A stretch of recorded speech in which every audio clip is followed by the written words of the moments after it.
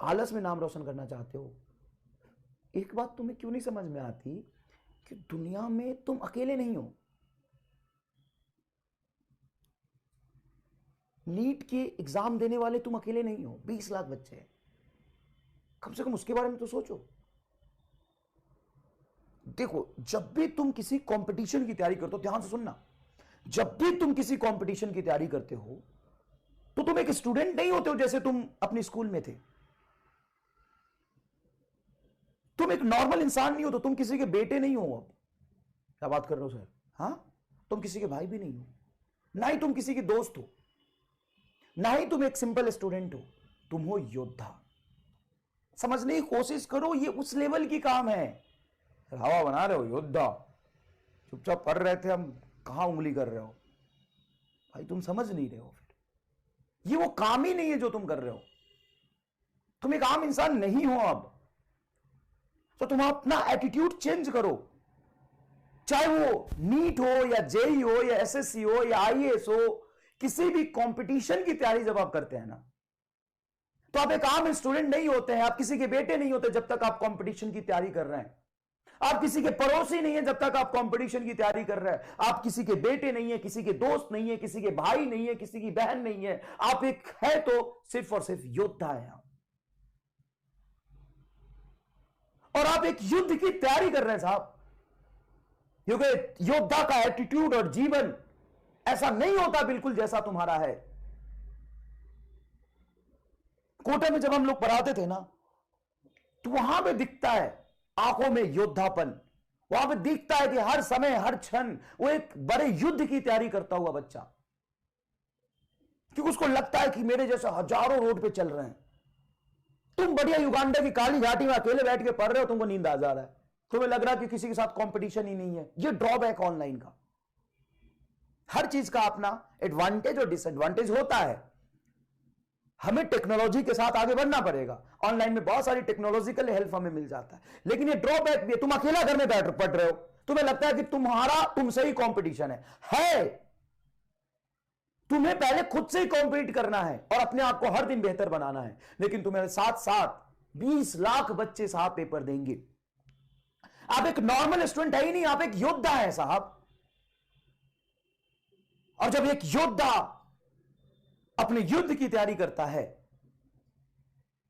तो उसको 5 चीजों का खास ध्यान रखना पड़ता है। लिख लेना आज 5 चीज। पहला, कि वो एकदम सामाजिकता से दूर हो जाता है। सामाजिकता का मतलब है कि वो किसी का बेटा नहीं है, वो किसी का पड़ोसी नहीं है। गांव घर में होते हैं, हमें भी याद है जब हम बचपन में थे तो दोस्त की तबीयत खराब हो गया तो रात भर उसकी सेवा कर रहे हैं। अरे करना, खुद जब अनसक्सेसफुल हो जाओगे ना, डॉक्टर नहीं बनोगे ना, तो कोई सेवा करने बुलाएगा भी नहीं तुम अपने घर, कोई दोस्त ही नहीं रहेगा। 4 साल बाद तुम्हारी खैरियत नहीं, तुम्हारी हैसियत पूछेंगे। करना, मैं मना नहीं कर रहा हूँ, ये बहुत ज़रूरी है, लेकिन जब तक कंपटीशन की तैयारी करें तब तक नहीं। योद्धा युद्ध की तैयारी करता है, सामाजिकता से दूर रहता है। पिताजी कर रहे हैं, आटा पिसा के ले आना, आटा चक्की से, गेहूं। माताजी कह रही सिलेंडर खत्म हो गया। पड़ोस वाली मंजू बुआ कर रही, अरे बेटा चिंटू कहाँ थे, तुम दिखे नहीं 4 दिन से, मार्केट से हल्दी ला दो। मतलब कौन बेटा चिंटू, मैं एक योद्धा हूं। पहली चीज, सामाजिकता से दूर रहना पड़ता है। दूसरी चीज, मोह माया से अपने आप को दूर करना है। मतलब आप तो लोगों से दूर हो गए, समाज से दूर हो गए, उसके बाद मोह माया से आपको दूर रहना है। मोह माया, मान लो कि बड़े युद्ध की तैयारी चल रही, एक योद्धा लड़ने की तैयारी कर रहा है ना, तलवारबाजी कर रहा है, प्रैक्टिस कर रहा है। अब बीच में होली आ गया तो बोलेगा आज प्रैक्टिस की छुट्टी, आज तो होली मनाएंगे, आज दिवाली मनाएंगे, एक दिन की तो दिवाली, आज मेरा बर्थडे है, आज मैं युद्ध की प्रैक्टिस नहीं करूंगा। ऐसा नहीं होता एक असली योद्धा।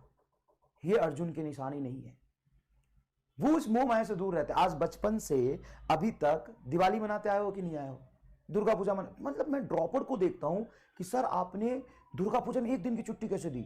अरे भाई साहब, तुम्हें तो छुट्टी देना ही नहीं चाहिए। तुम्हें किस बात की ईद, होली, दिवाली की छुट्टी? भाई साहब, ये सर ईद की छुट्टी नहीं देते हो, आप दुर्गा पूजा की दे देते हो। भाई साहब, तुम्हें मिली, खुश रहे, तो छुट्टी लेता रहेगा जीवन भर। तू जोड़ ले, ईद, होली, दिवाली, छठ, दुर्गा पूजा, तुम्हारा बर्थडे, पड़ोसी का बर्थडे, तेरे फ्रेंड का बर्थडे, ये मिला के ना 30 से 35 दिन हो जाते, 40 दिन हो जाते, तो ये 40 दिन तो पूरा गया, 40 दिन में इतिहास बदल जाता है। सामाजिकता से और मोह माया से, दोनों से दूर रहना, पहली बात। ये एक सेक्रीफाइस तुम्हें करना पड़ेगा अगर तुम योद्धा बनना चाहते हो तो। नहीं तो आम इंसान की तरह जियो, घर में खुश रहो, युद्ध मत लड़ो, और युद्ध लड़ रहे हो तो अपने आप को मजबूत बनाओ। तीसरी बात और सबसे इंपॉर्टेंट बात है कि आपको अपने युद्ध के बारे में सोचना है कि आप जिस चीज की तैयारी कर रहे हैं उसमें क्या क्या पूछा जाता है, उसकी पैटर्न क्या है, क्वेश्चन का लेवल क्या है, किस तरह के क्वेश्चंस आते हैं।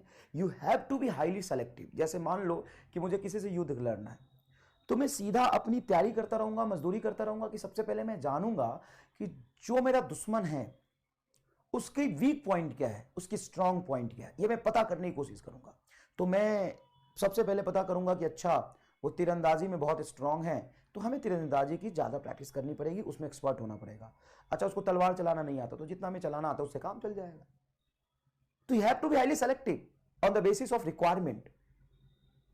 और फिजिक्स में स्पेशली हाईली न्यूमेरिकल वैल्यू, हमें हाईली न्यूमेरिकल कैलकुलेशन वाले सवाल नहीं करने होते हैं, हमें करने होते हैं कंसेप्चुअल सवाल। कंसेप्ट तगड़ा हो, कैलकुलेशन 2-3 लाइन का ही हो। तो you have to be highly selective. 12 घंटे आप मेहनत कर रहे हो, सिर्फ मेहनत ही मत करो, आप सोचो, और रोज 10 मिनट सोचो, रोज 10 मिनट सोचो कि मैं नीट की तैयारी कर रहा हूं, मैं एक योद्धा हूं, उसमें ऐसे होता है, इतने बच्चे पेपर देते हैं, मैं सो जाऊंगा तो पीछे छूट जाऊंगा, मुझे लड़ना पड़ेगा, अपने आप को मजबूत बनाना पड़ेगा, इतना मजबूत बनाना पड़ेगा कि मैं नीट का वार झेल पाऊं। 3 चीजें हो गई। चौथी चीज, आपको धैर्य रखना पड़ेगा। पेशेंस बहुत ज्यादा जरूरी है। पेशेंस का मतलब यह है कि कई बच्चे ना घबराते हैं कि मेरे से नहीं हो पाएगा क्या। अरे भाई, नीट क्वालिफाई करने के लिए आईक्यू लेवल से ज्यादा जरूरी होता है कंसिस्टेंट मेहनत करना। सर रिजल्ट तो नहीं आ रहा मेहनत करने पे, आएगा, लेकिन लगातार आपको करता रहना पड़ेगा। एक बहुत पुरानी कहावत इंग्लिश में, उसको हिंदी में कहता हूं, अगर मैं दौड़ सकता हूं तो मैं दौड़ूंगा, अगर मैं चल सकता हूं तो मैं चलूंगा, और अगर मैं रेंग सकता हूं तो मैं रेंगता रहूंगा, लेकिन हर समय कीप मूविंग, मैं चलता ही रहूंगा, ग्रोथ होता रहेगा। तो तुम कितने कमजोर, इस बात से फर्क नहीं पड़ता है। तुम अभी कितना मेहनत कर रहे हो, कल तुम्हारा उस पर डिपेंड करता है। तुम परसों क्या थी, इस बात पे तुम्हारा कल डिपेंड ही नहीं करता। तो तुम बहुत मंदबुद्धि हो ना बेटा, तो तुम जीवन भर मंदबुद्धि ही रह जाओगे अगर तुम उसके बारे में सोचते रहोगे। अगर तुम आज एक चीज सीखोगे ना, तो एक चीज का तो ग्रोथ हुआ है। ज्ञानी आदमी वो नहीं है जिसको सच में बहुत ज्यादा ज्ञान है। ज्ञानी आदमी वो बनता है जिसको अपने अज्ञानता का ज्ञान है, अपने वीक पॉइंट का ज्ञान है, जिसको ये पता है कि मेरा ये वीक पॉइंट है, तो मुझे उस पर काम करना है। और काम करने से चीजें ठीक ही होती है बेटा, खराब नहीं होती। और ठीक होना एक लर्निंग प्रोसेस, उसमें टाइम लगता है। तो अब जहां भी हो, जैसे भी हो, करो, बस ये जरूरी है। और आज तुम मेरा अगर लेक्चर देख पा रहे हो ना, ये बहुत बड़ी बात है कि तुम्हारा बैकलॉग नहीं है, तुमने बहुत बेहतर किया है पहले से। तुम बिना बैकलॉग अगर कर पा रहे हो तो तुम टॉप 30% स्टूडेंट में हो, लिख लो। सर क्या बात कर रहे हो, बहुत बच्चे नहीं है, मुझे पता है ना, मैं बता रहा हूं, टॉप 30-40% बच्चे हो तुम पहले ही। तुम पहले ही बहुत आगे हो। अब थोड़ा बहुत चीजों से हिम्मत मत हारो, लगातार अपने आप को मजबूत बनाओ। और 5वीं बात यह है, फेथ रखो खुद पे और अपने गुरु पे। एक जिससे तुम्हें मन कर रहा है उस पे भरोसा रखो, उसको मानो। ये जो पूरा रिलीजन्स का मेथोलॉजी जो चलता है ना, वो सिर्फ फेथ पे ही चलता है। आज तक किसी ने भगवान को देखा है क्या? अल्लाह को देखा है क्या? जीसस को देखा है क्या? किसी ने नहीं देखा एक्चुअल में।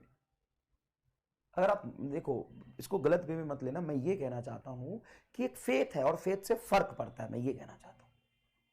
मैं मानता हूं भगवान है, मेरे कलम में भगवान है तो मेरे कलम में भगवान है। इससे सच में अगर मैं ऐसा मानूं तो इसमें सरप्राइजिंग रिजल्ट मुझे देखने को मिलेगा, चमत्कार होगा।